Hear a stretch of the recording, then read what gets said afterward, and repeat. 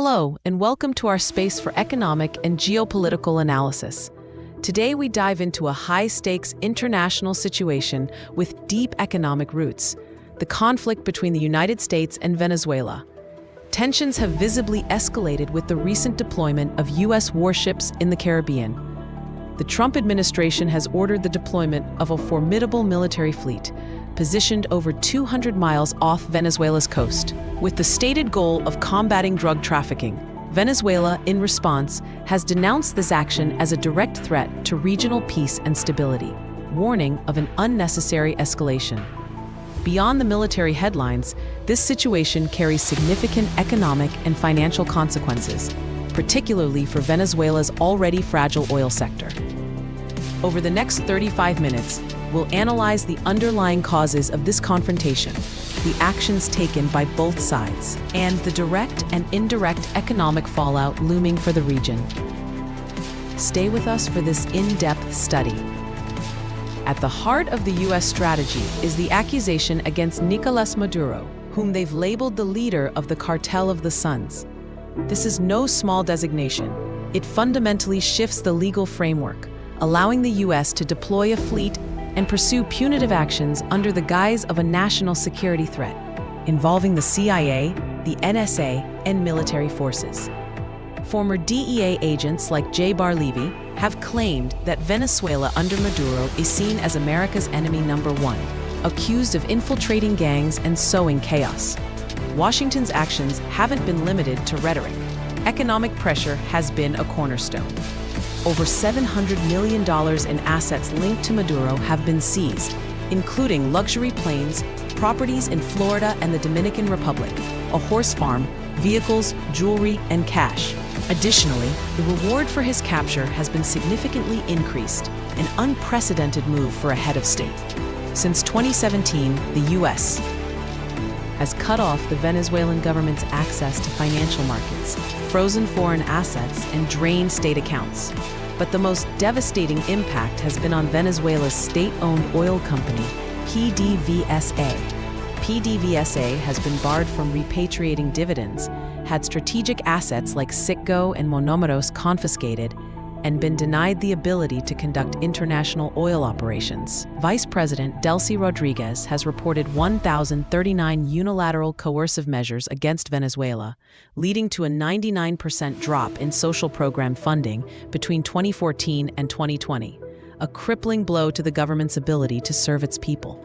Direct oil sanctions have been equally severe. A 25% tariff was imposed on countries importing Venezuelan crude, and Chevron's license was restricted, allowing it to operate only with existing assets without making payments to Maduro's government.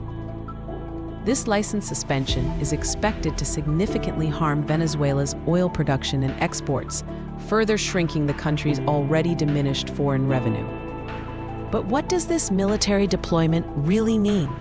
The formidable fleet, including 3 destroyers, a nuclear submarine, and surveillance aircraft, isn't seen as a prelude to a traditional invasion.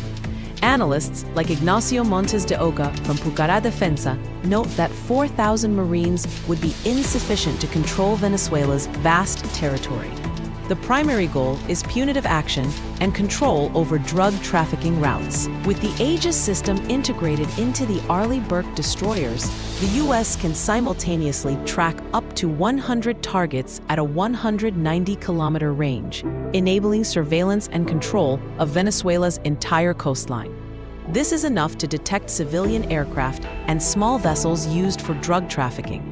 The deployment also targets narco-submarines, which account for a significant portion of illicit trafficking in the region. The nuclear submarine and P-8 aircraft specialize in underwater surveillance.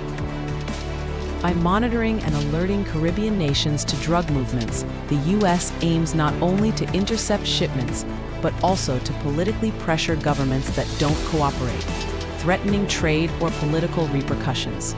This blockade has a clear economic objective: to financially choke the Cartel of the Suns, cutting off an illicit revenue stream estimated at over $8 billion in 2024 alone. according to Transparencia Venezuela. This figure doubles Venezuela's defense budget and serves as a critical lubricant for maintaining Maduro's power structure and loyalty within the military, where official salaries are extremely low.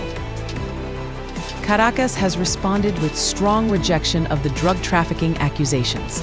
The government has called the U.S. threats lacking credibility, claiming decisive results in fighting organized crime since the DEA's exit in 2005. Militarily, Maduro has ordered the deployment of 4.5 million militia members across the country as part of a peace plan. However, Venezuela's economic reality is one of extreme vulnerability. There's a deep interconnection between the government and illicit activities beyond drug trafficking, including trafficking in gold, minerals, weapons, migrants, and even processed uranium to Iran. Combined with an expected economic contraction of over 2% in 2025, rampant inflation adds to the crisis. Inflation is projected to exceed 200% in 2025. The national currency is undergoing rapid depreciation. In the first quarter of 2025, the official exchange rate fell 34%, and the parallel rate dropped 53%. The minimum wage has lost all significance, replaced by bonuses that can't cover the basic family basket. This crisis has worsened social conditions and driven mass migration. Studies suggest that escalating sanctions could lead to an additional 1 million immigrants over the next 5 years. Remittances, a vital source of foreign income, could fall by $2.8 to $3 billion due to U.S. immigration policies. The geopolitical situation inevitably intersects with the most critical market, oil. Global oil prices are expected to fall in 2025 due to increased supply growth, particularly from non-OPEC plus countries like Brazil, Canada, and the US, coupled with modest global demand. Average Brent and WTI prices are estimated to be 8% lower than in 2024. Venezuela's production and exports will also be severely impacted. The suspension of Chevron's license and the exit of other companies could drive production down to 770,000 barrels per day in 2025, an 11% drop from 2024. Additionally, losing access to U.S. and European markets will force PDVSA to seek substitute markets in Asia, offering significant discounts that could cost the country over $3.4 billion due to this alone. Venezuela's declining regional influence is also evident in the collapse of oil diplomacy programs like Petrocaribe, forcing cuts in crude shipments and reducing Chavista influence in the Caribbean. This has heightened the urgent need for Caribbean islands to diversify their energy sources. This standoff extends far beyond Venezuela's borders. The U.S. strategy is reshaping its hemispheric relationships. The fleet's presence reinforces Trump's view of the Caribbean as America's Mare Nostrum, aiming to achieve significant effects with minimal effort. Intelligence gathered by this fleet can be used to pressure other regional governments. In Colombia, for instance, an unprecedented 53% surge in cocaine production could lead cartels to view the Cartel of the Suns as a rival, potentially sparking increased internal violence. Colombia cannot oppose the U.S. militarily, and its army would not support Maduro. The stance of neighboring countries is complex. Brazil faces drug trafficking issues at its border, while Colombia cannot oppose militarily. Guyana already hosts U.S. detachments due to its Essequibo dispute with Venezuela. Countries like Cuba and Mexico are in a delicate position. This situation has also accelerated the Caribbean's need for energy diversification, with U.S. initiatives like the Caribbean Energy Security Initiative, CESI, supported by the UN, Austria, and Germany, promoting renewable energy to reduce reliance on imported fossil fuels. Ultimately, the consequences of this military and economic pressure are complex and uncertain. With illicit revenues impacted, Nicolás Maduro will be forced to find alternatives to maintain military and militant loyalty. If those alternatives fall short, he could face rebellion or an internal coup.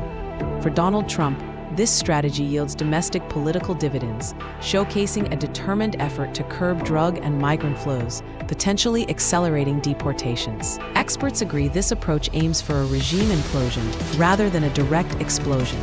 We're witnessing a geopolitical chess match with a strong economic component, where controlling drug trafficking serves as a catalyst for actions aimed at weakening a regime, reshaping regional dynamics, and delivering domestic political gains.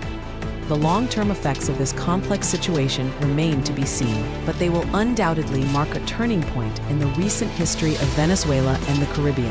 What do you think? Leave your comment below.